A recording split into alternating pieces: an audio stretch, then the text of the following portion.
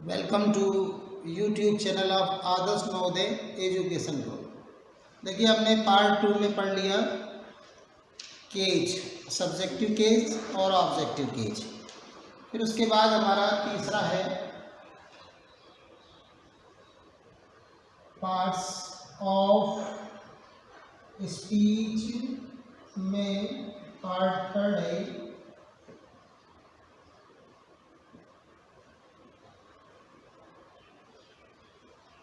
इसमें तीसरा जो हमारा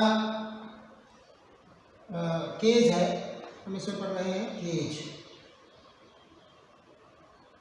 इसका 5वां टॉपिक है कारक।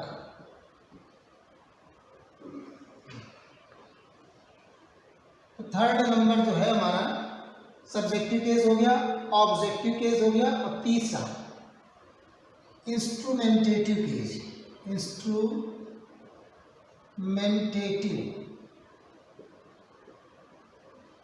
केज, जिसे हम लोग हिंदी में कहते हैं करण कारक।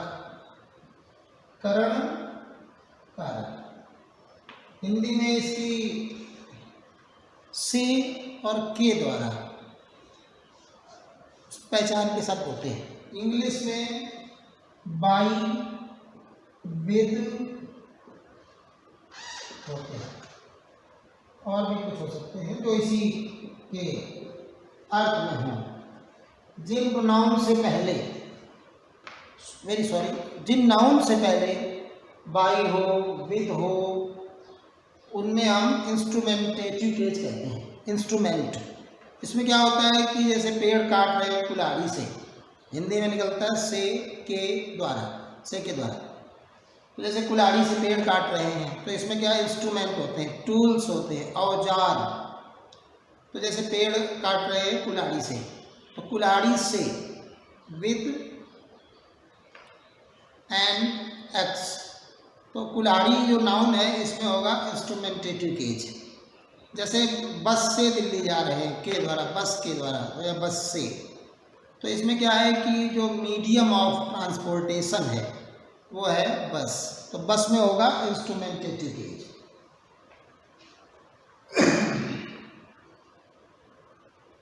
तो एग्जाम्पल में देखिए, he is cutting the tree with an axe. Axe एक नाउन है, और इससे पहले हम देखते हैं ये एक प्रीपोजिशन है, जैसा मैंने बताया था कि टूल्स के साथ आता है विद, जिस टूल से काम कर रहे होते हैं, और किसी मीडियम माध्यम के लिए बाई आता है।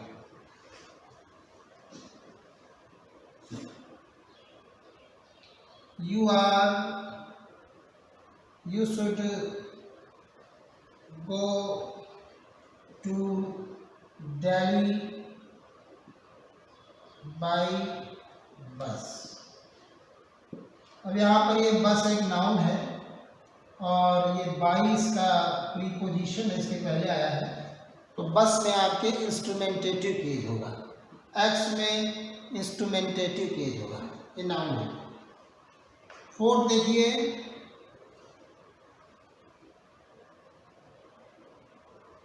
Dative cage.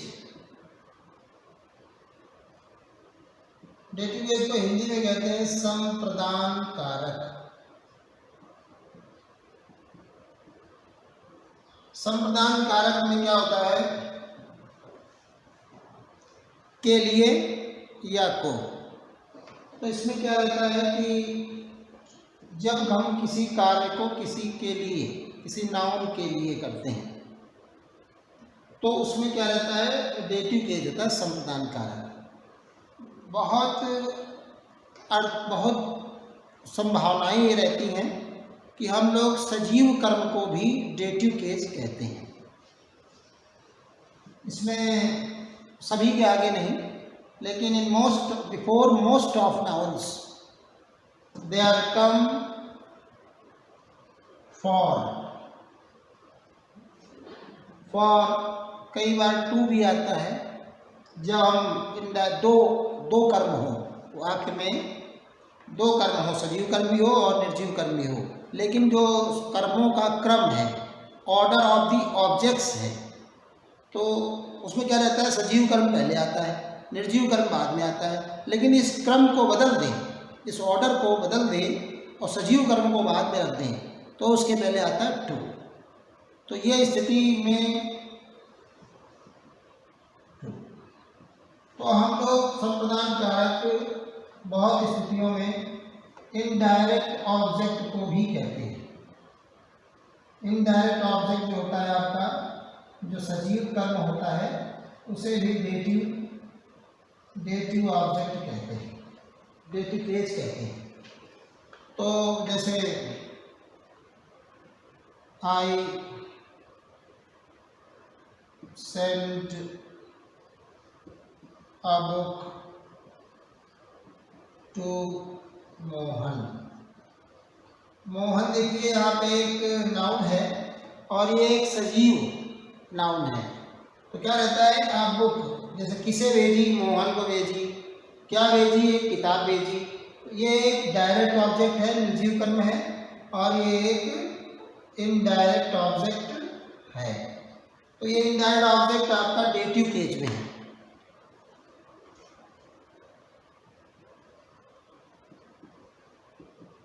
ये डेटिव केस है, dative case.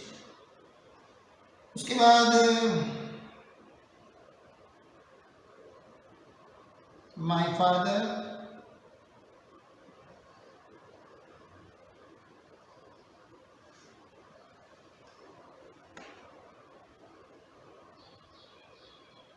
My father sent me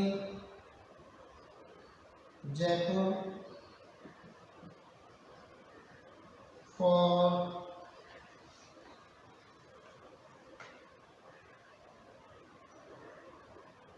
earning. यहाँ पर देखिए जो अर्निंग है ये एक नाउन है, बना है वर्ब से लेकिन है नाउन। ये एक नाउन है और ये इसके आगे फॉर आया हुआ है के लिए, तो इसमें क्या है कि इसमें डेटिव केस है। ऐसे फॉर मनी आ जाए, ऐसे कुछ भी आ जाए फॉर लगा के, तो डेटिव केस होता है। 5 नंबर में हमारा एबलेटिव केज।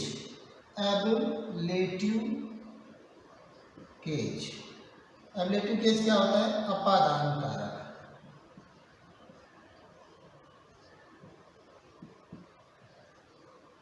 अपादान कारक जो होता है ये पृथक्करण को दिखाता है, सेपारेशन, अलग होना को प्रकट करता है। सोज सेपारेशन, अलग होना, दूर होना। सेपारेशन हिंदी में इसे कहते हैं पृथक्करण। पृथक्करण तो वाक्यों में एक तो आता है फ्रॉम, नाउन के पहले, जब जिस नाउन के पहले आता है फ्रॉम, उस नाउन को हम लोग एबलेटिव केज अपादान कारक में रखते हैं। एक off, O double F, off, ये भी पृथक्करण को दिखाता है, एकदम झटके से अलग होना। जैसे बिल्ली दीवार से कूदी, तो दीवार से एकदम से अलग हो गई, तो दीवार में डेटिव केज है। जम्प्ड ऑफ दीवार, तो इस तरह रहता है। देखते हैं he is returning from Kanpur, ऐसा। तो यहाँ ये फ्रॉम आ गया, इसके बाद क्या है, ये है आपका एबलेटिव केस। ये आपका एबलेटिव केस है, नाउन है।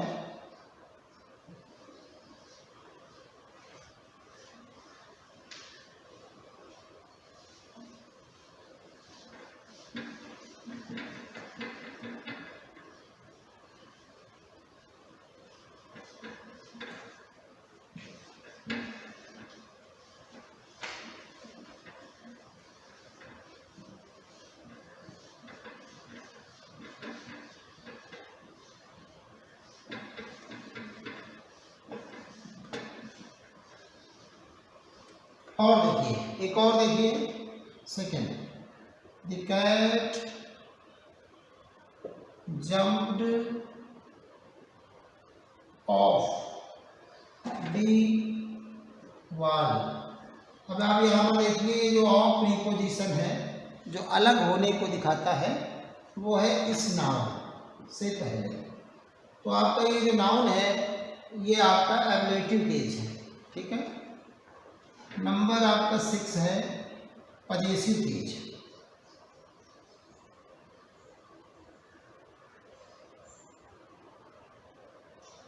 पजेसिव केस हिंदी में हम लोग इसको कहते हैं संबंध कारक। संबंध कारक, संबंध कारक में हिंदी में आप जानते होंगे का, की, के आता है। मैं आप बताऊं, एक तो आपका अपस्ट्रॉफी एस, अपस्ट्रॉफी जो ऊपर ऐसे डॉट डॉट डॉट अपस्ट्रॉफी आता है, या dot dot dot apostrophe S, या डॉट डॉट डॉट एस आ जाए, उसके बाद में अपस्ट्रॉफी आ जाए, ये हो गए। या ऑफ, ये दो, ये आते हैं इंग्लिश में। इंग्लिश में क्या है, सिंगल पोजीशन। सिंगल पोजीशन मतलब एकल संबंध कारक में ऑफ आता है निर्जीव के साथ, ठीक है। और एकल पोजीशन में अपस्ट्रॉफी या अपस्ट्रॉफी एस या एस अपस्ट्रॉफी आता है। और किनके साथ आता है ये सजीवों के साथ आता है, जैसे राम की किताब। मैं आपको बताऊँ, जैसे मोहन्स बुक, इसका मतलब क्या है, मोहन की किताब। अपन तो ये पजेसिव केस किसमें है, इसमें पजेसिव केस इसमें है, ठीक है। और देखिए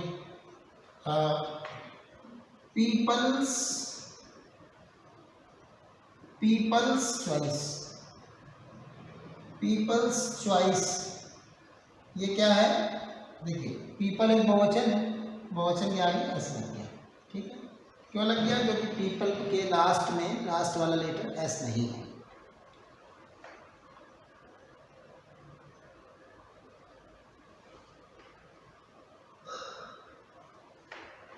अब जैसे पीपल हो गया, ऐसे ही जब किसी सजीव के बाद में एस हो और उसका काकी के संबंध को दिखाना हो, तो उसमें एस के बाद में अपस्ट्रॉफी आएगा, ठीक है। जैसे मैं आपको बताऊं, चिल्ड्रंस प्रॉब्लम, चिल्ड्रन बहुवचन है, चिल्ड्रंस प्रॉब्लम, बच्चों की समस्याएं। तो हिंदी में हम लोग देख रहे हैं कि ये एक आपका नाउन जो है, ये पजेसिव केस है, ठीक है। अब आप देखिए कि निर्जीव के साथ क्या होता है, जैसे लकड़ी की मेज, तो टेबल ऑफ वुड। अब यहाँ पर वुड क्या है, नाउन है, इसके बाद में ऑफ आया हुआ है, तो इसमें आपका पजेसिव केस ये। और देखिए ring of gold, ring of gold. अब यहाँ पर ये देखिए गोल्ड है, ये ऑफ आया है, इसके बाद वाले में पजेसिव केस है। अब ये तो आपके सिंगल पोजीशन थे, एकल संबंध कारक थे। अब आप सिंगल पोजीशन इसमें था, और मैं आपको बताऊं डबल पोजीशन भी होता है। डबल पोजेसिव क्या होता है, उसमें दो संबंध होते हैं। अब क्या होता है, जब आप इनकी हिंदी बनाएंगे तो लकड़ी की मेज, संबंध प्रीपोजिशन एक ही होगा, ठीक है। एक बार का की आ रहा है, कुछ वाक्य ऐसे होते हैं जिनमें दो दो बार का की आता है, तो उन्हें कहते हैं हम लोग डबल पोजेसिव। जैसे मैं आपको बताऊँ, चाहे ऐसी स्थिति में चाहे सजीव हो चाहे निर्जीव, दोनों आते हैं, अपस्ट्रॉफी भी आता है और ऑफ भी आता है। सजीव के साथ ऑफ आ जाता है। जैसे मैं आपको बता रहा हूँ, राम के पिता के मित्र। अब आप देखिएगा ध्यान से, ये क्या नाम है, एक बार के, एक दो बार की, दो बार आया नहीं, तो ये डबल पॉजेसिव है। और आप देखिए तीनों सजीव है, ये भी सजीव है, ये भी सजीव है, ये भी सजीव है। तो जो नियम होता है कि सजीव में अपस्ट्रॉफी या अपस्ट्रॉफी एस आता है, वो इसमें थोड़ा बदल जाएगा। होता क्या है कि जो मित्र है ना, ये हेड वर्ड है, ये क्या है, मेन शब्द ये है। राम के पिता के मित्र गए, तो गया कौन, मित्र गया है, यही मेन हेड वर्ड है पूरे फ्रेज में। तो सबसे पहले ये आ जाएगा, ये आएगा, क्या होगा, द फ्रेंड, ठीक है, फ्रेंड, ये पहले आ गया। अब इस पोजीशन को शो करने के लिए सजीव होने के बावजूद ऑफ आएगा, जबकि ऑफ आता है निर्जीव में, लेकिन यहाँ पर नियम थोड़ा बदला हुआ है। तब द फ्रेंड ऑफ आ गया, कितना पोजीशन हो गया, ये हो गया। अब बचा राम के पिता, तो यहाँ पर अपस्ट्रॉफी हो जाएगा, सीधे सीधे राम्स फादर, ठीक है। इसका अनुवाद इस तरह हो रहा है। अब आप सोचिए, इसमें डबल पॉजेसिव में, फ्रेंड में भी पॉजेसिव केज है, ये जो आपका फ्रेंड है इसमें भी पॉजेसिव केज है, और ये जो आपका फादर है इसमें भी पॉजेसिव केज है।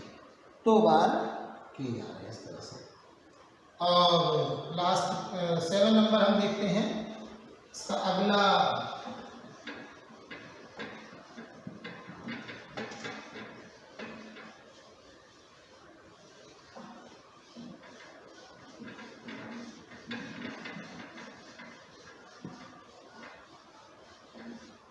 इसका अगला 7 नंबर है लोकेटिव केज। लोकेटिव केज ये क्या होता है, लोकेशन से बना है। लोकेशन माने स्थान, जिसको हम लोग कहते हैं अधिकरण कारक। अगर आप हिंदी देखें तो हिंदी में क्या होता है कि में, पर और ऊपर, मतलब स्थान को दिखाने लगे, घर में, स्कूल में, चौराहे पर, ठीक है, छत पर, तो छत के ऊपर, ऐसे करके ये जो ऊपर, पर और में जो शब्द संबंध वाले शब्द आते हैं, प्रीपोजिशन जो कहलाते हैं इंग्लिश में, तो उसके लिए, इसको जानने के लिए इसमें क्या होता है, इन, एट भी आ जाता है छोटे स्थानों के लिए, accurate places, for accurate places at आता है, इन बिगर प्लेसेस के लिए एट, स्मॉल प्लेसेस के लिए, ठीक है। तो इन, एट, ऑन भी आता है, जब कोई चीज़ किसी दूसरी चीज़ के ऊपर हो और उसे छू रही हो तो ऑन, अपॉन, ओवर, अबव, ठीक है, अंडर, इनटू, इस तरह से बहुत सारे कई प्रीपोजिशन इसमें होते हैं, into, under, under, beneath,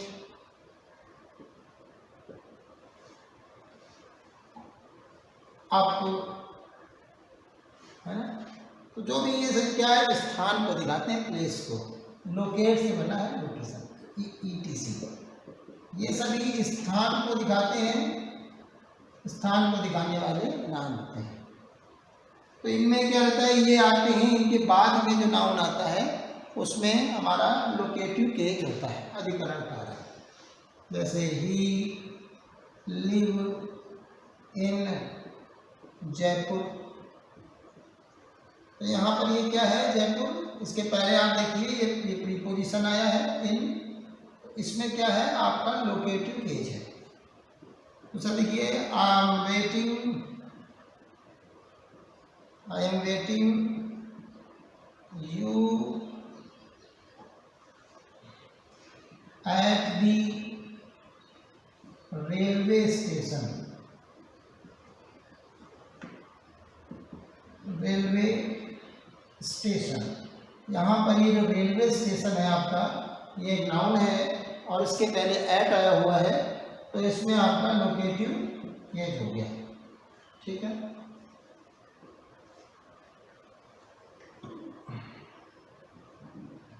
the book is on the table, यहाँ पर आप देखेंगे कि ये टेबल एक लोकेटिव केज है, क्योंकि इसके पहले ये ऑन है। तो इस तरह से आपके लोकेटिव केज होते हैं हिंदी में जिनके आगे में पर ऊपर होता है, इंग्लिश में इन्हीं में पर ऊपर वाले स्थानों को दिखाने के लिए इस तरह से बहुत सारे प्रीपोजिशन होते हैं, इनमें स्थान बेस होता है। तो ये हो गया। इसके बाद सबसे लास्ट में जो आपका अंतिम केज है वो है वोकेटिव केज।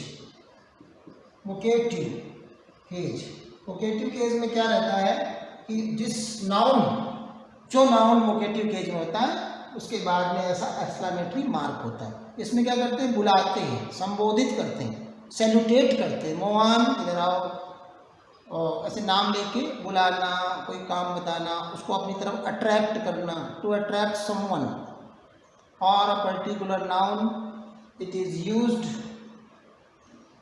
तो इसमें इस तरह रहता है, जैसे मैं आपको उदाहरण बता दूं, ओ मिल्क मैन, जैसे oh milk man listen to me,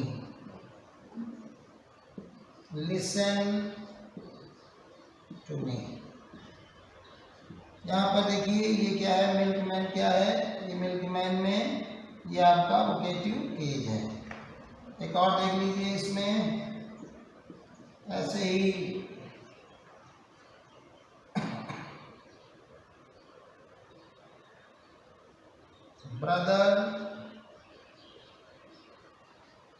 brother, don't waste your time, don't waste your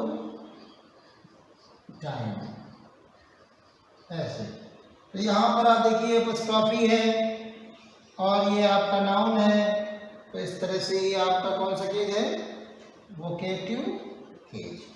इस तरह से आपकी ये नाउन, पहला जो टॉपिक था नाउन का, वो खत्म हो गया।